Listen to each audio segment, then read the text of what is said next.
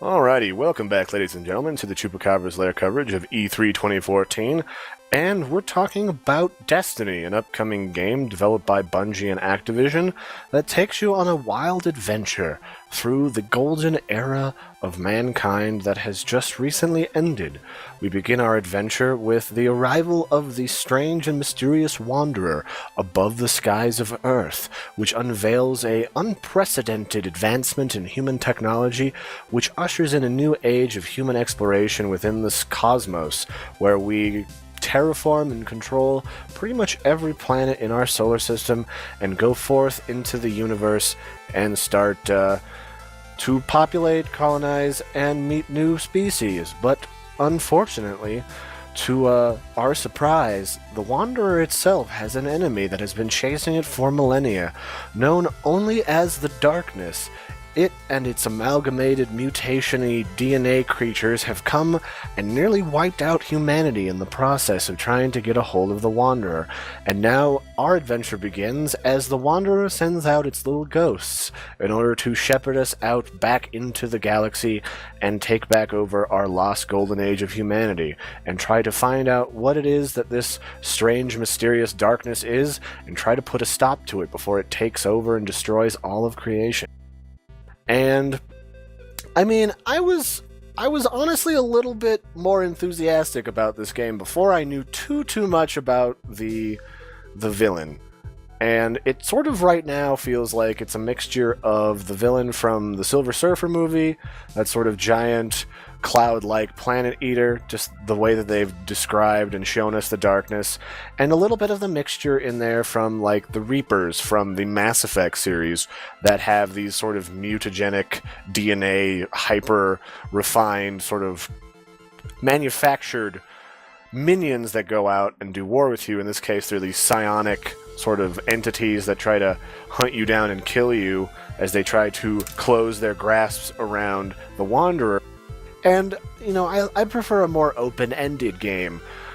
Something that's got, like, this mysterious foe that you don't know very much about. It's very open-ended. So I'm hoping that what we see moving forward is a more, like, investigative approach where you go through humanity's lost outposts to find clues as to what was destroying them in their final moments when they were trying desperately to find a solution. And as a game that sort of bills itself as a mixture of Halo meets Borderlands, I really, one of the things I really liked from Borderlands was you're this mercenary, you're out there, you don't know what you're up against, but screw it. I'm going to murder everything and get me some money. And so hopefully there's an opportunity to play in that sort of play style. But we also have sort of a lot of the variants in guns that we saw in Borderlands, but in a more controlled manner. You played the alpha, Saverick. What do you think about that? Yeah, so the alpha, it capped out at level 8. Obviously, they don't want, people to get super far into the game over the weekend because, somebody out there would try to beat it if they could. But the gun system that I've seen from playing it was really cool. If you kill a boss or like a high-level enemy, they can drop almost like little schematics that you take into the hub and turn into new weapons and better weapons and upgrades and stuff. I didn't get to see a lot of the like special type weapons other than a few different damage types. They have some like pulse rifles that will charge briefly before shooting. So I'm hoping further into the game you get into the more special stuff, but it was pretty cool. Yeah, I'm hoping for crazy spacey lasers and missile launchers and everything.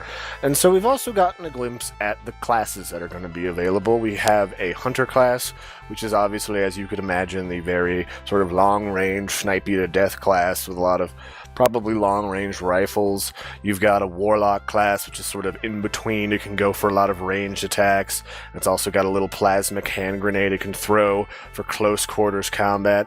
And then there's the Titan, which is this big, burly, tanky kind of class that kind of gets up in your face, puts on a giant shield, and just sort of smashes you until it's satisfied that you're quite pulped into a fine red mist and are dead. The cool part about the class system that they have, if you look into the skill trees, you can still play different classes, a few different styles. If you're playing a hunter, you don't have to be the like long range, I'm gonna shoot you from way over here. You can spec into like throwing knives, or however you want to do it. Every class gets 3 different grenades that all do different things that they can do, and each class can like change their optimization. So if you want your hunter to be more durable, you can just lock in to increase his armor by like 30% or whatever. If you want more damage, you can do that and sacrifice some other stat for it. You can do all the classes. Right, and that's something I really like, because even though I'm going to probably play the tankier Titan, I do want the ability to play him not just strictly as this slow-moving, bulky Hulk, but I want to be able to sort of lay down some suppressing fire and make you regret trying to go toe-to-toe with me, unless you get some friends. And the other sort of components that we're looking at are the available races, and we have, obviously, humans, and probably the best rendition of a robotic race that I've ever seen. You have more than just like a walking tin can with a mouth slit. You have very highly detailed robotic jowls, eyes. You can customize all of those different features, and the humans are quite tribal, and you can sort of give them like these tribal features and give them a whole array of different faces and hairstyles and noses and everything. So they have a very robust sort of character selection. However, something that I'm a little bit iffy on is the second race that you have available beyond those two is it's space elves. Let's not sugarcoat this. They're supposed to be this race of advanced humans that, when humanity went out into the galaxy, sort of evolved for various reasons, but when you look at them, character select, they're white space elves. Come on, guys. Yeah, really? Space elves? The skin tones that you can pick for them, they're all like pink and blue and purple and like really light shades of green. Pointy ears. And so obviously they want to strike up a conversation with the My Little Pony crowd. But other than that, I'm definitely playing me a giant robot titan. Those things look sick. Yeah, and the character creator is really, really good. They did a nice like middle ground for it, so it's not like super in depth like some of them are, where you could spend like hours and hours just making a person, but it's detailed enough to where you're probably not going to look like anybody else that you run into, which is, I think it's a good middle ground, and they're really shooting in the right direction for their player base. Right. I mean, they kind of want to draw in the people like me who are very interested in the story and will probably do quite a bit of PvP along the side. But they also want those RP people who want to spend a lot of time customizing their character, but they understand that certain things in character customization screens really don't mean much in the long run. For example, adding a few extra eye wrinkles. Like, you're not going to see that, and then most people are going to run around with helmets on, so you're not going to see any of it anyway. So those are some of the cool things that we're kind of looking at and kind of excited for. I mean, obviously this is a game from Bungie, and they do a pretty nice job with first-person shooters, but after playing Halo 4, I am understandably a little bit suspicious of how they're going to put together the story, but I think the fact that they're backed by Activision should sort of fill in some of the blanks there. But both I and Mr. Saverick here are sort of concerned with what is going to keep people playing the game, as we sort of have a little bit of sparseness here. We only have 3 races, we only have 3 classes. Despite the various talent trees and sort of customization that we can get as we get going, that's not a lot for such a big budget game. And so we are hoping that through the different environments that we go visit, through places like Mars and Venus and the Moon, that we are kept on the edge of our seats long enough where we can start to see some of the new content come out before we sort of get bored of the game and move on to newer titles. Yeah, and I hope the campaign isn't super short.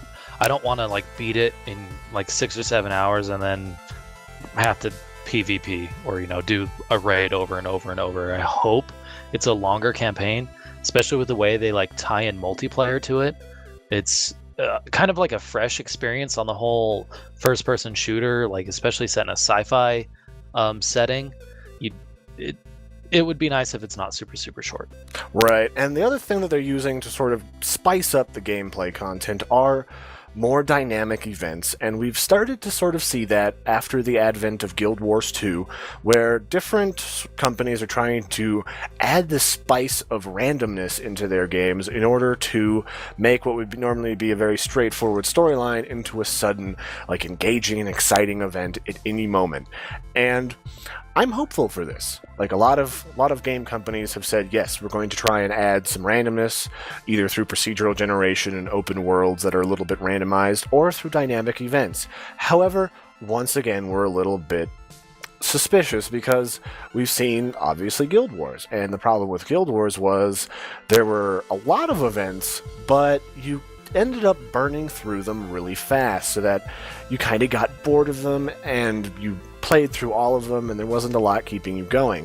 But at the same time, if you've only got one or two in a game, say like World of Warcraft, you might not be able to actually get to experience them because they're on the other end of the area that you're playing in, or they happen during the middle of the day and you're at work or at school. So hopefully they intersperse these so that you are constantly running into them, but you're not to the point where you're just like, okay, this is just getting silly. I want to just get into the zone, kill my quest target, and move on with my lore life. Jeez. Yeah, so from what I've experienced in the alpha, as far as this whole thing goes, I did get to see some of the events. Some of them were really big, some of them were really tiny, but it wasn't too often to distract you from what you're doing in the game, but often enough to keep you interested in it. So as long as they keep the frequency of the events at a reasonable level, it's going to work out really, really well. I enjoyed it. You'll just be walking along trying to go do whatever quest you're doing, and then this big tank drops out of the sky with a new optional objective that pops up. That's the other thing that's nice. You don't have to do the events. So Right, and they're kind of out of your way, which I like. Unfortunately, they're not bringing it to PC initially, and we're going to end up waiting on that front, which is the reason why I'm going to end up picking up a PS4 later this afternoon. So we will definitely be playing the beta for Destiny in the coming days, so if you have seen this video and you would like to join in with the fun, don't forget to like and subscribe, and you can check those out. Otherwise, I've been your host, Larry the Chupacabra, joined by my good friend Savrik, my co-host, and we will catch you next time. Toodaloo! bye, guys.